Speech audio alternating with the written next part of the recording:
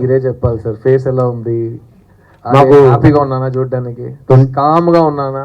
అన్ని అన్ని బాధలు కోపం ఏమని తెలియదు కదా, ఎందుకంటే అలాగే ఉంది. నేను ఏదో ఫ్లోట్ అవుతున్నది ఉంది. అంటే బాయ్స్ చాలా గ్రేట్ఫుల్ అండి. ఫస్ట్ ఆఫ్ ఆల్ మనకి ఇలాంటి ఒక వరం దొరికినప్పుడు నా లైఫ్లో నా దేవత వచ్చింది. సో మా ఇంటికి మహాలక్ష్మి వచ్చింది. సో నేను చాలా చాలా గ్రేట్ఫుల్గా ఉన్నాను. ఈ 2024లో ఒక మంచి విషయం జరిగితే ఫస్ట్ నా రియాక్షన్ సర్ప్రైజ్, ఏంటి మంచి జరిగిందా అనేది. సెకండ్ రిలీఫ్, అమ్మయ్యా దేవుడు దయతో మంచి జరిగిందని. అలాంటి ఒక టైంలో మనం బతుకుతున్నాం కాబట్టి నాకైతే it's the happiest moment of my life. And అదే సంవత్సరంలో నేను మళ్ళీ ఒక లవ్ స్టోరీతో మీ ముందుకు రావటం, మనం ఎన్ని ప్లాన్స్ చేసినా ఇంకో ప్లాన్ ఒకటి జరుగుతుంది. సో అది నేను ఫస్ట్ నుంచి నేను నమ్ముతున్నాను. So something is being planned for me and I'm very happy. అంటే మీరు లాస్ట్ సినిమా మీరు ప్రొడ్యూస్ చేశారు, చిన్న సినిమా, ఒక బ్లాక్ బస్టర్, ఒక మంచి మెసేజ్ ఇచ్చిన సినిమా. ఆ తర్వాత మరొకటి భారతీ 2 కూడా, అది కూడా ఒక మెసేజ్ ఇచ్చిన సినిమానే. కానీ ఇప్పుడు మళ్ళీ మిస్ యూ అంటూ లవ్. అయితే యాక్చువల్లీ చెప్పాలంటే గతంలో మీరు లవ్ ఫెయిలియర్ అని ఒక సినిమా చేశారు. అదే నా లాస్ట్ లవ్ స్టోరీ, నా ఫస్ట్ సినిమా ప్రొడక్షన్ అదే. అదే ఆ లవ్ ఫెయిలియర్కి ఈ మిస్ యూకి డిఫరెన్స్ ఏముంది? చాలా డిఫరెన్స్ ఉందండి. అప్పుడు ఉన్న సిద్ధార్థ్ వేరు, ఇప్పుడున్న సిద్ధార్థ్ వేరు. అప్పుడు ఉన్న ఆ కథలో ఉన్న నేను ఎందుకు ఆ సినిమా చేశాను అనేది ఒక కాలేజ్ రొమాన్స్, చాలా కొత్తగా అనిపించింది. అప్పుడు కూడా లవ్ స్టోరీస్ చేస్తున్నప్పుడు అలాంటి ఒక లవ్ స్టోరీ చేయట్లేదు, ఒక కొత్త లవ్ స్టోరీ ట్రై చేద్దామని ఆ టైము. తర్వాత లవ్ స్టోరీస్ అసలు చేయనని ఒక 10 సంవత్సరాలు వెయిట్ చేసి ఇప్పుడు ఆల్మోస్ట్ 12 years తర్వాత మీ ముందుకు ఒక లవ్ స్టోరీ, టైటిల్లోనే మీకు ఇందులో ఇది లవ్ స్టోరీ, ఇది ఎవరు ఏం చెప్పినా ఇది లవ్ స్టోరీ. మిస్ యూ అని టైటిల్ పెట్టి మనం ఇంకేం జానర్ తీసుకోలేము. సో ఇది చాలా important love story. Love story, ఆ లవ్ ఫెయిలియర్ అనే సినిమా ఎందుకు ఇంపార్టెంట్ అంటే నేను ఫస్ట్ సినిమా ప్రొడ్యూసర్గా మారా. సో మంచి డబ్బులు వచ్చినాయి, తర్వాత ఇంకా 4 సినిమాలు తీసా, producer life is going well. కానీ ఇది నేను నెక్స్ట్ 5 filmsలో ఇంకొక లవ్ స్టోరీ సెలెక్ట్ చేస్తానా లేదా అనేది నేను 29th November కోసం వెయిట్ చేస్తున్నాను. ఎందుకంటే నాకు సినిమా నచ్చింది, కానీ లవ్ స్టోరీ ఆడియన్స్ అందరికీ ఒకేలా నచ్చితే మళ్ళీ అది ఒక ట్రెండ్గా వస్తుంది. అండ్ మీకే తెలుసు నేను ట్రెండ్ ఫాలో అయ్యే మనిషి కాదని.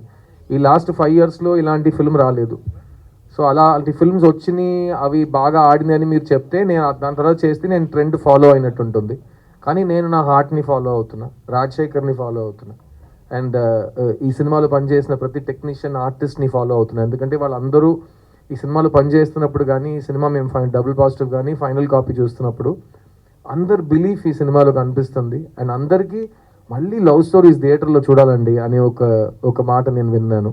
So there's a big difference between the 2 films. 29th వస్తున్నారు, కాకపోతే మీ సినిమా ఏంటంటే మీరు 2 weeks దాకా గట్టిగా ఆడుతుంది ఒక నమ్మకం ఉన్నారు. 5th పుష్ప వస్తుంది కదా, మరి థియేటర్లో మళ్ళీ బాగున్నా కూడా ఏంటంటే ఒక పెద్ద స్టార్ మళ్ళీ అటుకుపోతుంది. మీకు తమిళ్లో కూడా ఈ సినిమా పెద్ద స్థాయిలోనే రిలీజ్ చేస్తాను, నిన్న ఈవెంట్ కూడా చేశారు కదా, మరి అక్కడ మీకు ఇబ్బంది కదా, ఎందుకు డేర్ చేస్తున్నా? ఎందుకంటే 2 విషయాలు ఉన్నాయి సార్. ఒకటి, నేను ఈ 25 yearsలో నేర్చుకున్న విషయం, నా కంట్రోల్లో ఉన్న విషయాల గురించి నేను మాట్లాడతాను, నేను ఆలోచిస్తాను, నేను టెన్షన్ అయిపోతాను. నా కంట్రోల్లో లేని విషయాలు గురించి మనం మాట్లాడకూడదు. అట్ ద సేమ్ టైం ప్రతి సినిమా పెద్ద సినిమానే. మీరు ఎంత ఖర్చు పెట్టారనేది దానికి ఒక పెద్ద సినిమా చిన్న సినిమా లెక్క మనం చెప్పకూడదు. కానీ మీరు చెప్పింది కరెక్టే. ఈ సినిమా 7 days తర్వాత ఇంకా 2nd weekలో థియేటర్లో ఆడాలంటే చాలా విషయాలు జరగాలి. అందులో ఫస్ట్ నా సినిమా బాగుండాలి, ఆడియన్స్ నా సినిమా నచ్చాలి, తర్వాత వేరే సినిమా గురించి వాళ్ళు ఆలోచించాలి, వాళ్ళు భయపడాలి. నాది ప్రాబ్లం కాదు. నా సినిమా బాగుంటే నా సినిమా థియేటర్లో ఉంటుంది. అదే సినిమా పద్ధతి. ఒక మంచి సినిమాని ఎవరు సినిమా థియేటర్ నుంచి తీయలేరు, అట్లీస్ట్ ఈ టైం పీరియడ్లో తీయలేరు, ఎందుకంటే అందరూ అన్నీ చూస్తున్నారు. 2006, 2007లో చేయొచ్చు, అప్పుడు ఇంత ఇన్స్టాగ్రామ్ అవేర్నెస్, సోషల్ మీడియా లేదు. కానీ ఇప్పుడు ఎవ్రీబడి ఈజ్ సీయింగ్. సో మంచి సినిమాని థియేటర్ నుంచి ఎవరు తీయలేరు కూడా.